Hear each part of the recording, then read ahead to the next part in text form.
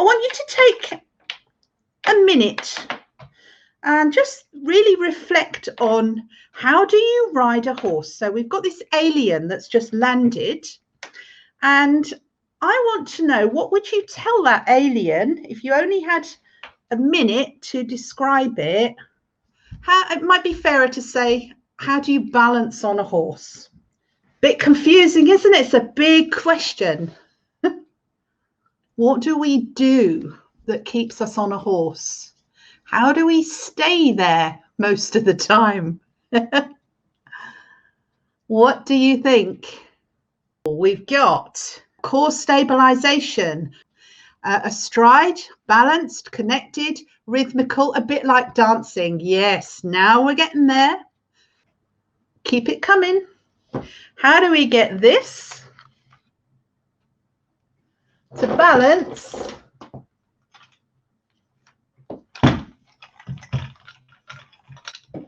on this?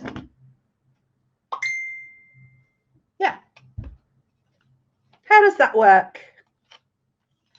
We've got a wobbly spine and a pelvis with a mind of its own. How do we do it? Symmetry, yeah, that helps. That helps. So I will be demystifying that tonight, and I'm so excited about this presentation, because if I only had a minute to describe how to balance on a horse, I would relate it to core stabilization and the fact that we synchronize. So let's have a look at that in a bit more detail. Got a couple more comments. It depends on our fitness and balance, but we are supposed to use our core. Easy explained in French. Yeah, sure. Just think about Natasha Baker.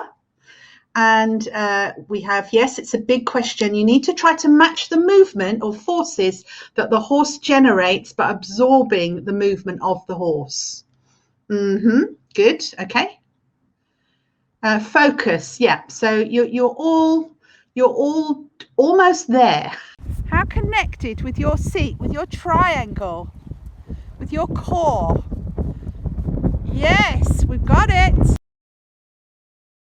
The sport horse and rider combination are two acutely interactive components resisting gravitational forces as a stabilization strategy. So that's what you've got to mention to your alien.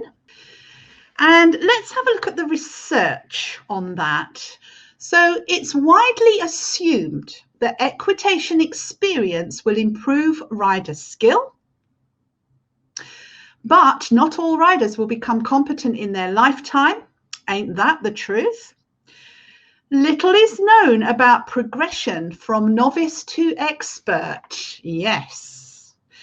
And from my point of view, learning to ride is not formulaic. That means that despite all the books, the training, the trainers, all this biomechanics, I mean, there's a lot of information about horses, but you cannot pick up a book and learn how to ride from it necessarily, not for everybody. Attainment of equitation expertise is equated to a high degree of rider synchronicity with the horse's movement. Think of the dancing. So when you're synchronized with the horse cannot throw you around as much. And by reducing the kinematic load variability, that will increase dynamic postural stability. So it's getting easier here. One more comment. So rhythm, symmetry, coordination, balance and feeling. Yes, we're getting there. And next, this for me is the answer. Rider stability is achieved by coordinating upper body muscle contractions to match the forces of the horse's striding motion. Now, that piece of research was done by a Japanese researcher, and I think it's not the whole story, but I think we've pretty much ignored that conveniently for 16 going on 17 years because we are utterly entrenched in some other idea that riding is something different to this when it's not. So I want you all to quickly, if you can, if you're sitting on a firm chair, locate that neutral pelvis again. So do not use your abdominal muscles, just roll back and forward and find the point where the muscles just almost like they click into action, they engage without you voluntarily making them do that. So if you are square over your pelvis and your ribs are down into your pelvis so that you feel very straight and centered forward, then try it. You'll get a much stronger response. But if I try and curve it first, then roll, there is the point where I can feel it engaging. So I'll just show you where I was feeling. It's here. The other great way to try is on the floor, side lying, and then just let your glutes move your pelvis, and that's where you'll find it. So it doesn't take much to achieve this, and it doesn't take much to achieve that, but somehow we think the answer lies somewhere else. Let's go on. Although horse and rider synchronicity is a requirement for competitive dressage, the longer you ride dressage style, the more the pelvic symmetry and associated lumbar spine flexibility can deteriorate. So we've got this cohort of dressage riders. You would think that a sport which is so intricate and so symmetrical, you would think they'd all improve, that they wouldn't have symmetry issues. But we've got riders getting progressively more back problems and asymmetry as a result of participating in dressage. So, and we don't know why. And next, oh, got quite a few coming up here. So this functional asymmetry is common in riders and it increases mechanical stress on both the horse and rider. Yes, we know that. And I've put a whole load of researchers in there that they all agree that functional asymmetry is common, that it's bad for the horse and the rider. Yet still there's some people who just won't accept that asymmetry is an issue.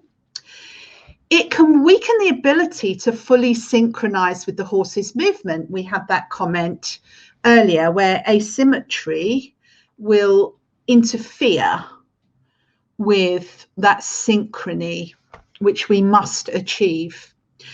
And it's compounded by deficiency in saddle fit. Let's bring saddle fit in now, because obviously you're just fresh from your saddle fitting assignments, I hope. And we've got another aggravating factor there, which is supposed to help us synchronize. And again, potentially resulting in horse welfare and performance deficits. So we've got to do something about it. Moving on. So again, I mean, this is my favorite clip. Here's a horse that learned how to engage, and a rider, a perfectly ordinary rider. I mean, she's not a beginner, and I was able to bring her level of expertise right up in 5 minutes. So this is what I'm going to show you tonight. Okay, just one other comment just to mention about Hobbs' results on dressage riders. Did the riders practice other sports or stretchings or not? No, they just turned up for competition. I think there's about 120 of them, and their flexibility and grip strength and one other variable was tested. So it really was a mixed group of riders. turning up to compete in dressage, but I can give you the information of that, and I will put the paper in the group. Let me write that down. Okay, so let's take a look at what's going on here. She's doing it, so she's going up, up, up. Okay, just change back to your old settings. If you just take your hands away from the withers a little bit so you could see, that's it. And just go back to the old way. Oh yeah. She goes flat. Yeah, I really felt that. It's almost like the horse just gave up. Yes. If you know what I mean. Oh, no. they do. They absolutely do. That was huge. Just lose it again.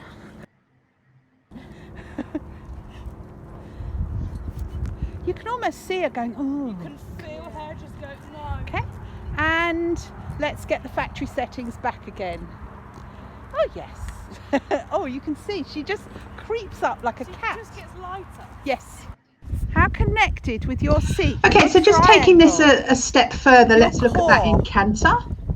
Yes, we've got it. So let's just take a look at what's going on there, and we'll look at that rider in more detail. So what has she done? She's been evaluated, and I have made some adjustments to her shoulder, her ribs, her hip, not on the foot on that day, and she is more stable. You could see in the film she is more synchronized. You'll get a chance to see that again a bit later. And yeah, she's dancing, and often that's an image that I do use, or a metaphor, with the clients I'm working with in a ridden session, when I just say, oh, just dance, and they're like, oh yeah, I can relate to that, and they imagine they're dancing, and they're much more synchronized. So some people just can't take the technicalities of put your heels there and your hands there and your seat bones somewhere else. So what that bay horse was doing a moment ago was, as soon as you stabilize the rider, so here I've got the right shoulder back, I've got the ribs firmly planted into the rib cage, I've got the right hip, pelvis forward, and we've got heavy thighs in this rider, and all of a sudden the horse pops up. She's doing nothing with her legs, nothing with her hands, because I take all the emphasis off legs and hands. I don't mention giving the horse aids at all, beyond making sure that the horse can move around the school safely. And so we've got the longer stride from the horse, and we have the horse pushing up, and we have the horse using its back. Same thing. Now, I want you to just evaluate this horse. Just give me some feedback. What do you see? What do you see with this horse and rider combination? Just give me some information. What's wrong about this horse rider saddle? Not looking happy. Yeah, not looking happy.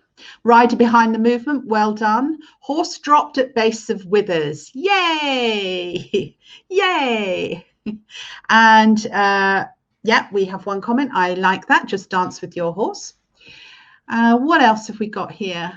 Hollow and rear of saddle too. Yes, uncomfortable. No engagement of lumbar region. Yeah, well done. Well done. And good point to make about the lumbar region, because this is a weakness, and you would have seen that from your online lectures. Well done to the 4 of you who've completed them 100%. Yeah, there's a weakness there. There's an inversion, there's a hollowing. What else can you tell me? Saddle looks too far forward. Yeah. What else? Rider's weight too far back, causing the horse to drop his back. Yes.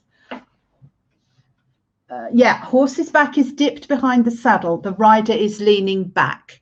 Yeah, well done. Yeah, she's trying to influence this horse. And, you know, many people will say, well, you know, it's not that bad. It's not that bad. But you can see here also the hinds, they're trailing a little. So the energy is out the back somewhat. Dragging the hind feet, yep, just said that. Tense, uncomfortable horse, small stride in the hind, thoracic sling not toned up, back hollowing, rider leaning back and putting weight in the back of the saddle, which is on the shoulders. Yeah. Now this is the horse a couple of minutes later. Couple of minutes. Now we can see that the horse is actually pushing up, because look at that saddle now. It's like it's on a ski slope, and you can see more engagement here. And what I wanted to point out was the neck. The horse looked almost backwards in the neck. Yes. So the horse's face says it's very unhappy. So yeah, I mean, the face hasn't really changed much, but the posture has. So now we've got a problem that this saddle is not quite fitting the horse that is pushing up in front. And this is why I've put some emphasis on the saddle, and you have looked at the riders in their usual saddles and in their triangles. So this rider is firmly seated on her triangle. She's not entirely shoulder, hip, heel, but that's okay. I'm not worried about that. I've adjusted one of her shoulders. She's planting the ribs into her pelvis. She's much more stable, and the horse has gone, thank you very much. Whee. Okay. And I have another example. So with this one, you'll see, what do you see here? And I see this quite often. Horses, we love to see them bringing their hinds under, and especially, I mean, look at this one. This one's managed to get right under the rider's seat bones, which is fantastic. But I think this horse is doing leg action and not so much back action. And again, we've got, okay, the horse is making ground contact on the other side, but again, bit of a weakness in the back. And this rider has not got a strong contact. She's perfectly good rider. And let's look at the next. So not quite fitting is an understatement there. Yes, I know, I don't want to upset the saddle fitters. Mind you, they could get another sale out of this. But what probably is needed when you get this is then for the back of the saddle to have some of the flocking looked at. So it is a balance problem of that saddle, which is why it's important to see the horse ridden. But it's important to see the potential. So let's look here. There. Now you might think, oh, I preferred the other picture, but no, look at this, right up in front. And he's actually in basically the same stride phase as he was before. I'm trying to get these striding exactly the same in these pictures. But again, look at this, tipping, the saddle just tips right back. So this is much more pleasing. The horse has just gone, oh, that's better. I can move now. And can you see he's not planting, not using the limbs as much as he was, although this is acceptable. And also there's an abdominal line there. Yet again, minutes. They don't pay me enough. And this is an interesting one. This is a very interesting one. I know a couple of you will spot this, but let's just say X-show jumper. It's not this rider at all. X-show jumper. I think the back is a little better, but there's some muscle that could be improved there. What kind of development tack do you think this horse might have had in the past? I've given you some clues. Comments, please. Oh, and my private group has got it. What do you think has made this horse develop in this way? And this was a pretty talented horse, obviously bought by a rider who doesn't compete to a high level, but this is a competent, capable horse. Hard bits.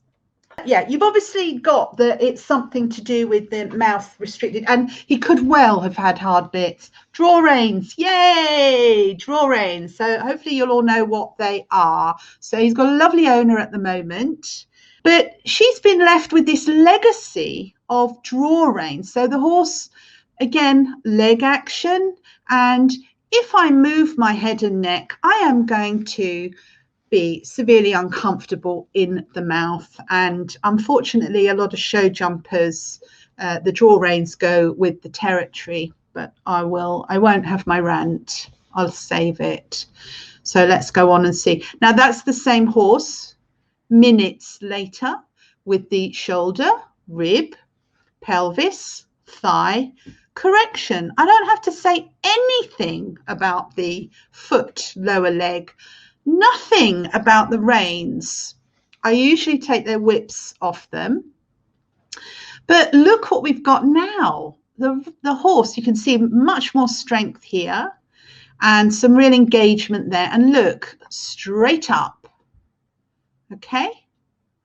So this is how you ride a horse. So we're going to look at some examples of that. So a comment. Yes, not progressive training, forced training. Yeah, exactly. It's harmful. It's unnecessary.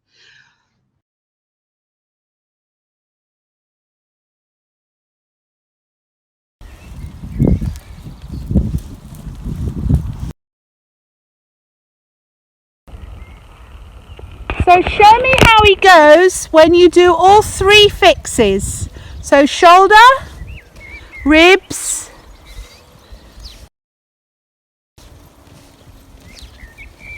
and when you land really lightly,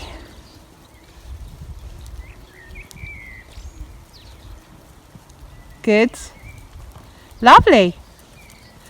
And when could you try rotating that ankle so you got two equal ankles?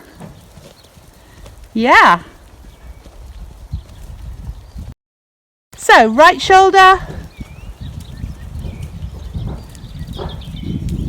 and let's take that right ankle and point it forward if you can. Hold it still. Nice. Hold. Did you know you could control the horse's head carriage with your ankle that was twisted? I can possibly offer you an explanation for that. I think I have, I'm sure I've stated it in the online lectures. We did not evolve to balance or to get balance information from our backsides. There, you didn't know that, did you? We are hunter-gatherers. We move through the woods or the hedgerows, and we pick our berries, and we might see a poor unfortunate animal somewhere that could be lunch, so we might run quite fast at times.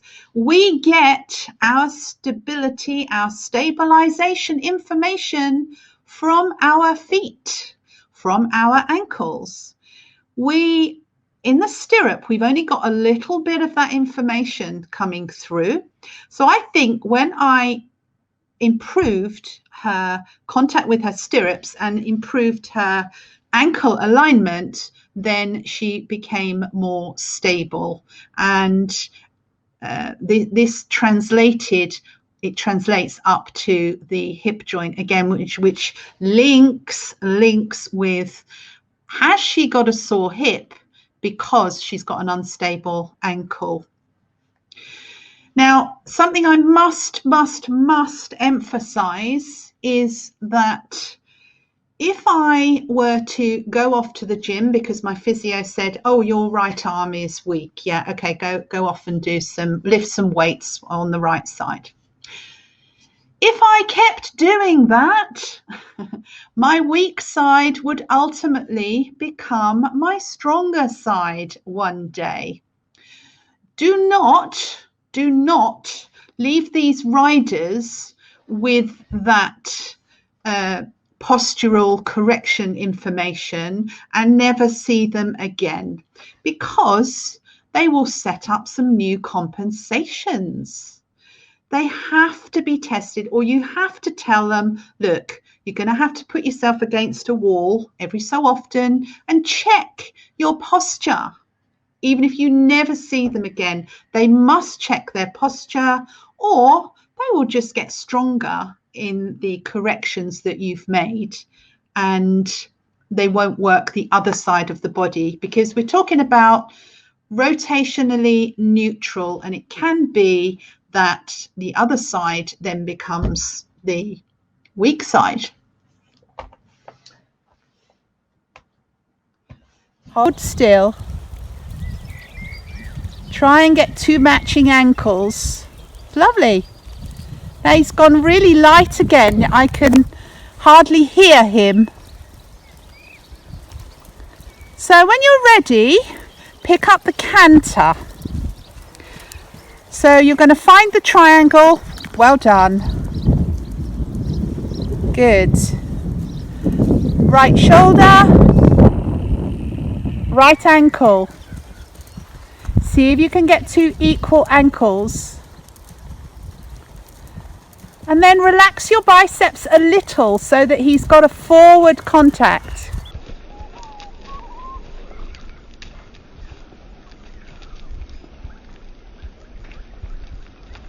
And then feel like the canter is very up. That's it, up.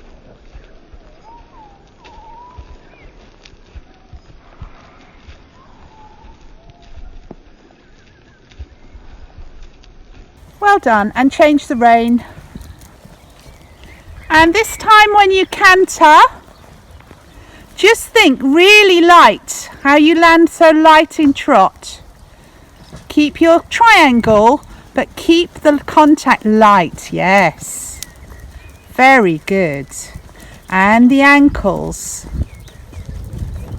And keep the ribs firmly planted and upward, the whole, his movement up. Yeah, really good. How are you getting him to go up? I'm lighting my seat. Yeah. And Good. really holding that shoulder. Okay, great. Let's give him a little break.